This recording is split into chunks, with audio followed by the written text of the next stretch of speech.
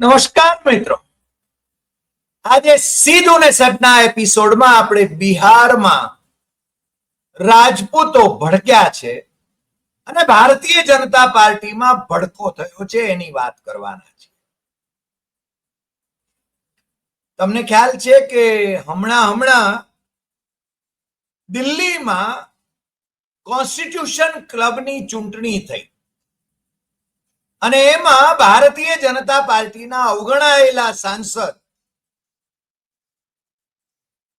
રાજીવ પ્રતાપ રૂડી અવગણાયેલા એટલા માટે કે આટલા સિનિયર સાંસદ હોવા છતાં નરેન્દ્ર મોદીએ એમને મંત્રી નથી બનાવ્યા અને મોદી શાહને ગમતા નથી, કારણ કે સવાલો કરે છે.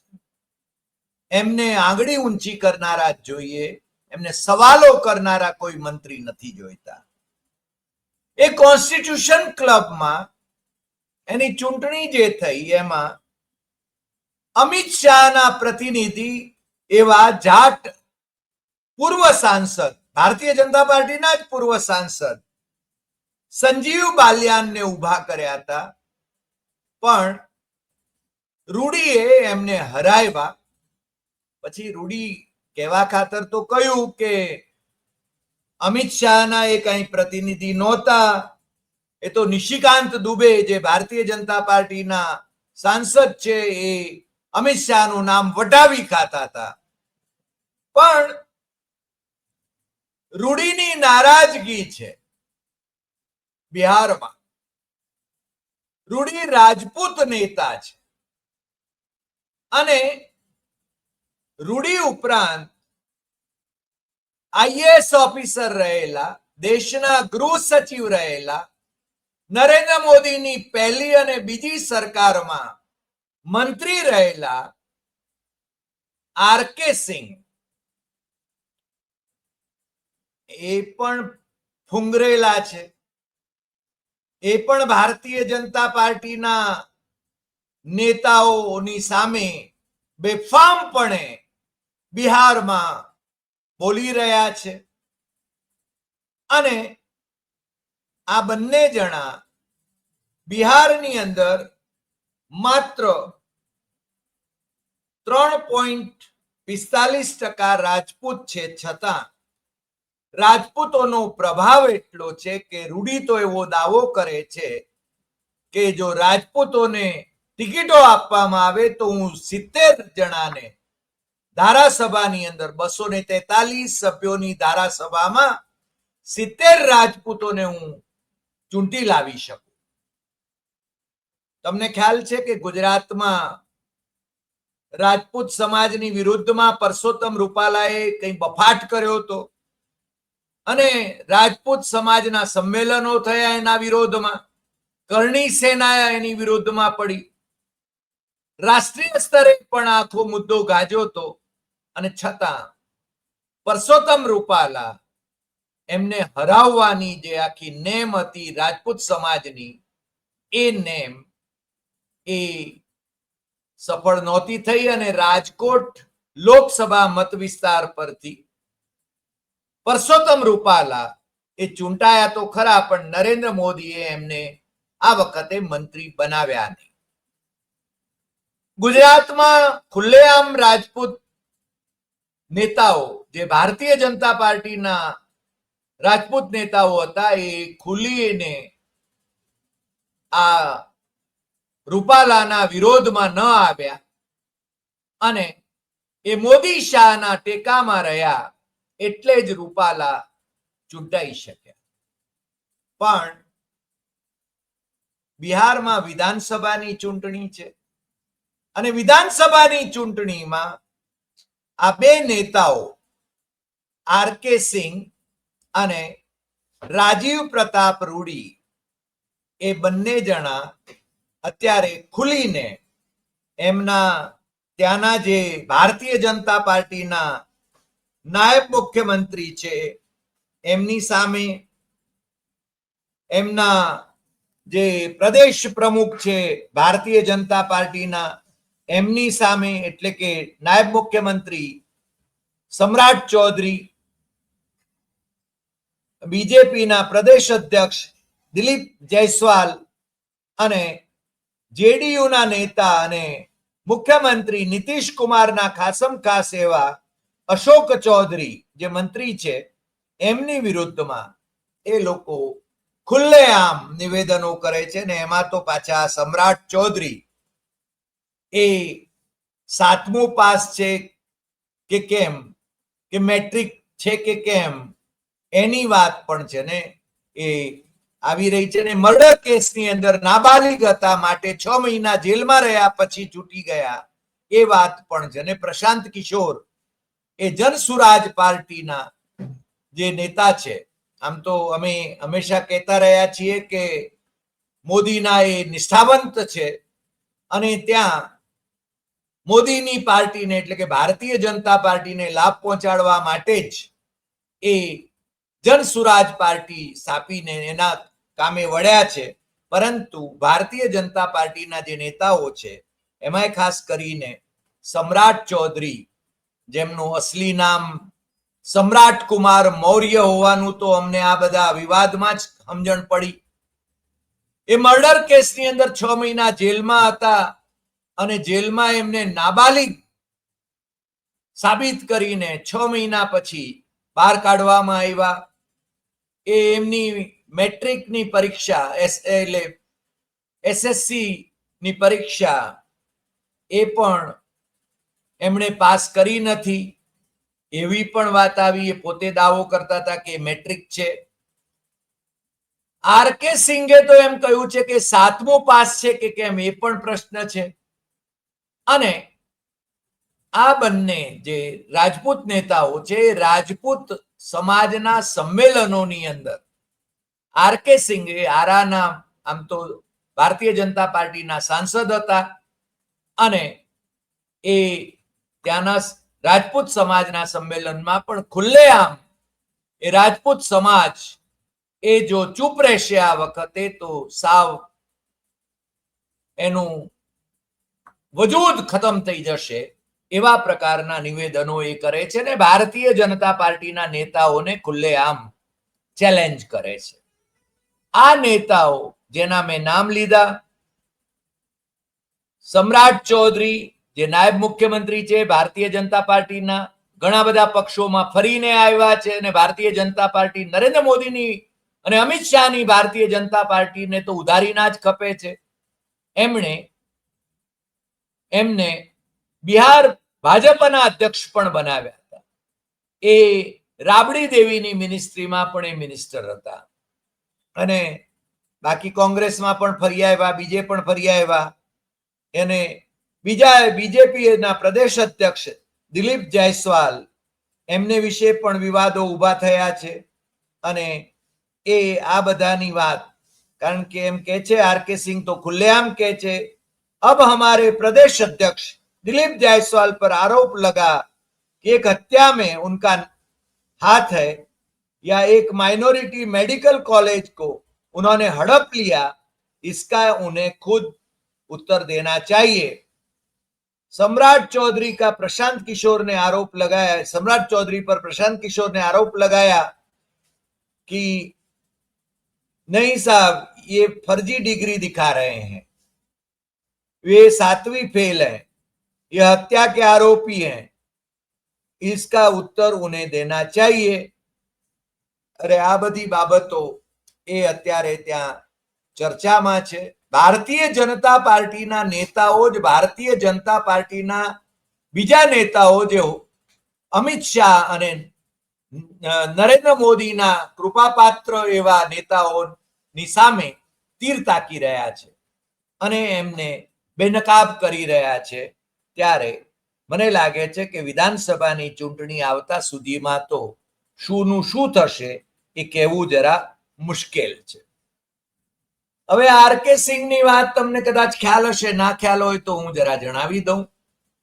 આ આર.કે. સિંહ એ યુપીએની જે સરકાર હતી ડોક્ટર મનમોહન સિંહના નેતૃત્વવાળી, એમાં એ કેન્દ્રના ગૃહ સચિવ હતા અને એમણે પ્રેસ કોન્ફરન્સ ભરીને બહુ સ્પષ્ટ શબ્દોમાં કહ્યું હતું કે અમારી પાસે RSS ના 10 જણા એ માલેગાંવ બોમ્બ બ્લાસ્ટ અને સમજોતા એક્સપ્રેસ બોમ્બ બ્લાસ્ટ સહિતના કેટલાક આતંકવાદી કૃત્યોમાં સંડોવાયેલા RSS ના સ્વયંસેવકો હોવાના સંપૂર્ણ પુરાવા છે, જે અદાલતમાં અમે સાબિત કરી શકીએ એમ છીએ.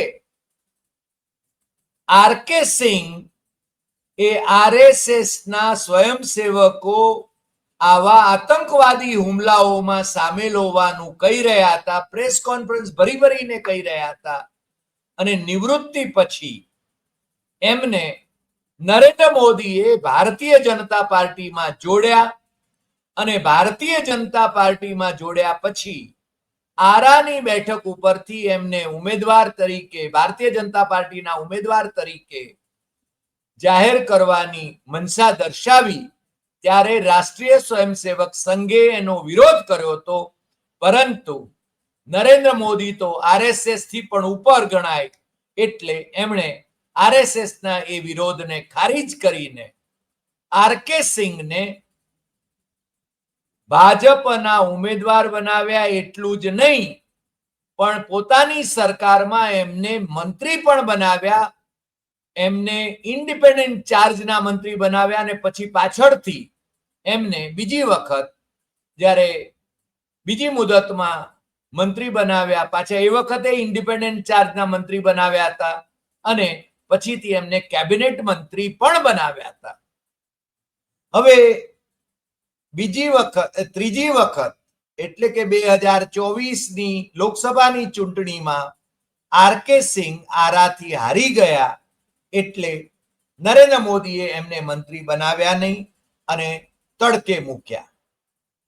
પણ રાજીવ પ્રતાપ રૂડી એ તો છે ને સતત જીતતા રહ્યા, અને ગઈ વખતે એ રોહિણી આચાર્ય ને સામે બહુ જ નજીવી સરસાઈથી જીત્યા હતા. રોહિણી આચાર્ય એટલે લાલુ પ્રસાદ યાદવના દીકરી, અને જેમણે લાલુ પ્રસાદ માટે કિડની ડોનેટ કરી હતી, એ એમના દીકરી.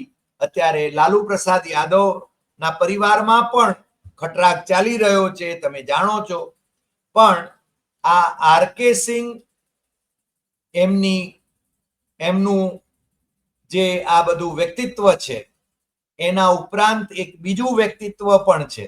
આ જ RK સિંહને લાલુ પ્રસાદ યાદવ જ્યારે મુખ્યમંત્રી હતા, અને લાલકૃષ્ણ અડવાણીએ જ્યારે સોમનાથથી અયોધ્યાની રથયાત્રા કાઢી હતી, ત્યારે એ રથયાત્રાને સમસ્તીપુરમાં રોકીને લાલકૃષ્ણ અડવાણીની ધરપકડ કરવાની જવાબદારી પણ એમના આ IAS અધિકારીને સોંપી હતી. એટલે RK સિંહને તમે સમજી શકો છો કે એમનું કેટલું મોટું યોગદાન ભારતીય જનતા પાર્ટીની વિરુદ્ધમાં રહ્યું, સંઘની વિરુદ્ધમાં રહ્યું, અને છતાં એ નરેન્દ્ર મોદીના લાડકા થઈને નરેન્દ્ર મોદીની સરકારમાં એ કેબિનેટ મંત્રી પણ રહ્યા. પરંતુ કદાચ એવું પણ બને કે એ વખતે પેલા જે દસ્તાવેજો જે હંમેશા કહેતા હતા કે અમારી પાસે RSS ના 10 જણાની સામે એ ત્રાસવાદી એક્ટિવિટીમાં અને બોમ્બ વિસ્ફોટમાં સંડોવાયેલા છે, ખાસ કરીને માલેગાંવ બોમ્બ બ્લાસ્ટમાં અને સમજોતા એક્સપ્રેસ બોમ્બ બ્લાસ્ટમાં, એના સજ્જડ પુરાવા છે, અમે સાબિત કરી શકીએ એમ છીએ કે RSS ના એ લોકોએ જ આ દુષ્કૃત્ય કર્યું છે. એટલે એવા RK સિંહ એ નિવૃત્ત IAS અધિકારી જે મોદીના લાડકા બન્યા, કદાચ એમને પટાવી લેવા માટે મોદીએ એમને એ વખતે કદાચ એમના ભાજપમાં જોડ્યા, અને ભાજપમાં જોડીને એમને મંત્રી પણ બનાવ્યા હતા. પરંતુ રાજીવ પ્રતાપ રૂડી જેવા સજ્જન માણસને, કારણ કે એમની છબી હંમેશા બહુ જ મિતભાષી, અને સૌજન્યશીલ વ્યક્તિ તરીકેની રહી છે એવું એમને મળનારા મોટા ભાગના લોકોએ કહ્યું છે. અને એમને નરેન્દ્ર મોદી અને અમિત શાહ એમના ઈશારે એ નાચે નહીં એવું એ મનાતું હોવાને કારણે એમને મોદી શાહે મંત્રી પદ આપવાનું મુનાસિબ સમજ્યું નહોતું. અને આમ તો એ પાયલટ રહ્યા, કમર્શિયલ પાયલટ રહ્યા, અને એ એક એમની છબી હંમેશા બહુ જ નિષ્કલંક રહી છે. અને છતાં મોદી શાહે એમને મંત્રી ન બનાવ્યા એનો ગમ એ રાજીવ પ્રતાપ રૂડીને હોય એ સ્વાભાવિક છે. પરંતુ એમણે કહ્યું છે कि बिहार में विधानसभा की 70 सीटें ऐसी हैं जहां राजपूत समाज के लोग या तो जीत सकते हैं या फिर जिता सकते हैं. बिहार के जाति सर्वे में राजपूत आबादी लगभग 3.50% आने पर नाखुशी दिखाते हुए रूडी ने कहा कि सब मान रहे हैं तो वो भी मान लेते हैं, लेकिन उस हिसाब से भी 40-50 लाख लोगों की संख्या देश के 7 राज्यों की जनसंख्या से ज्यादा है.